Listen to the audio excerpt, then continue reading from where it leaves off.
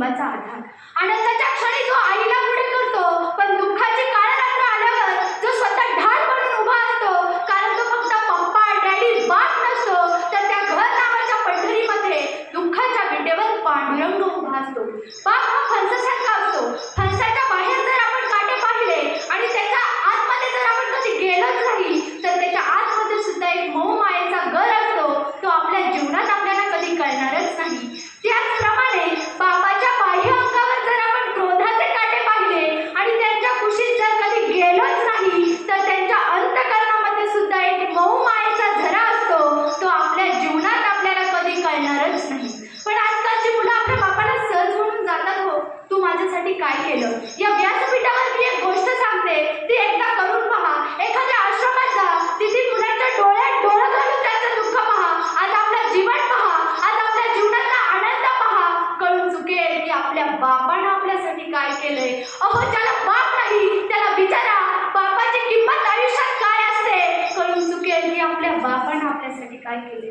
अहो आपल्या बापाला एकदा बघा, पण कधी शिक्षकांना भेटायला आल्यानंतर नाही, दिवाळीला कपडे घेतल्यानंतर नाही, रात्रीच्या 2 वाजता उठा, आपला बाप जिथे झोपतो तिथे जा. आपल्या बापाला बघा, त्याच्या अंगावरचा पडेल 4 ठिकाणी फाटलेला असतो, पण जो आपल्या अंगावर ब्रँडेड कपडे चढवतो ना, त्याचं नाव बाप आहे. स्वतःची चप्पल भाग्यशील वापरतो, पण आपल्या पायात ब्रँडेड चप्पल घालतो ना, त्याचं नाव बाप आहे. अहो कुटुंबासाठी जो स्वतःला गहाण ठेवतो, पण कुटुंबाची इच्छा पूर्ण करतो ना, त्याचं नाव बाप आहे. अहो आपल्याला रडत रडत मिठी मारत सांगतो, पोरी तुला शिकायचंय, त्याचं नाव बाप आहे.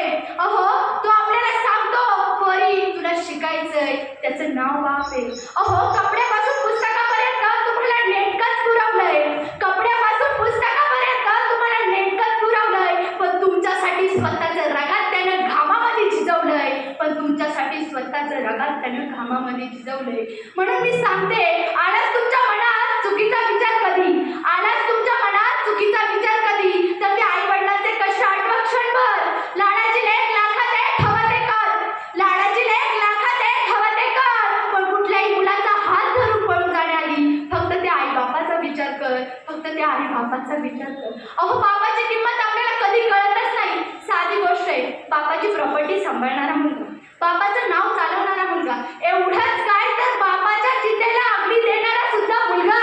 पण लक्षात ठेवा, बापाची प्रॉपर्टी नाही तर बापाची सावली सोबत असायला हवी. कारण आईशिवाय घर अपूर्ण दिसतं, पण बापाशिवाय आयुष्य अपूर्ण दिसतं.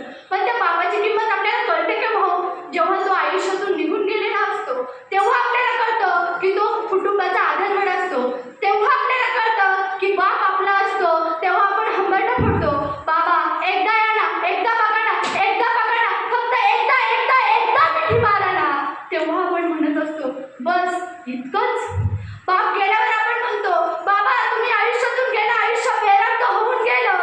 अहो बाबा तुम्ही आयुष्यातून गेलात, आयुष्य बेरंग होऊन गेलं. खूप आवडतो, समजावतो, सावरतो, तर जसं रडावंसं वाटतं, पण आवडतो. एखादी गोष्ट करावी की नाही करावी कोणाला विचारावी हो बाबा, एखादी गोष्ट करावी की नाही करावी कोणाला विचारावी हो बाबा. माहीत आहे तुम्हाला सवय नाही मला, माहीत आहे तुम्हाला सवय नाही मला.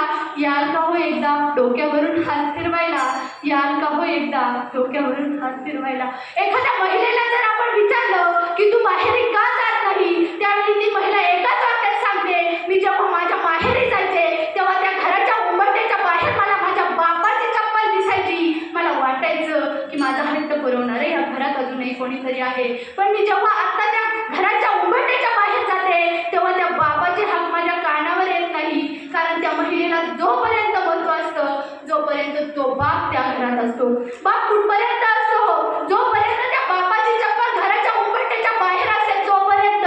एकदा का ती चप्पल घराच्या उंबरठ्याच्या बाहेर गेली की ते घर सुनं झाल्याशिवाय राहत नाही. पण त्या बापाची किंमत आपल्याला कधी कळतच नाही, कारण त्या बापाला कधी आपण समजून घेतच नाही. अहो कुठे चुकला हवा? इथे बसलेल्या प्रत्येक मायबापाला सांगा, प्रत्येक विद्यार्थिनीने सांगा, प्रत्येक मित्राने सांगा की कुठे चुकला हवा. अहो ज्यानं परमेश्वराने त्याला आभाळा एवढं दिलं आणि तेच त्याने लेकरांच्या ओंजळीत थेंबा थेंबाने टाकलं, तिथं त्याची ओंजळ कमी पडली, बापाचं देणं कमी नाही पडलं. कुठे चुकला हवा?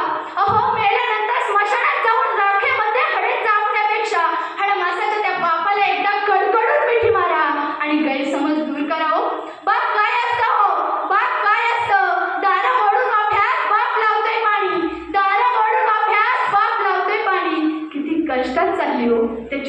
जिंदगानी. दुःखाचा डोंगर फोडण्यास होता नांगराचा फळ, त्याच्या डोळ्यात दिसतोय हो मला माझ्या सुखाचा फळ, त्याच्या डोळ्यात दिसतोय हो मला माझ्या सुखाचा फळ. लेकराच्या बाळावर बाप भविष्य करतोय, लेकराच्या बाळावर बाप भविष्य करतोय. नाही पाहिलं कधी मी माझा बाप सुखानं भरतोय, नाही पाहिलं कधी मी माझा बाप सुखानं भरतोय. अशा या बापाच्या पायाशी रोज सूर्यचंद्र येतोय, अशा या बापाच्या पायाशी रोज सूर्यचंद्र येतोय.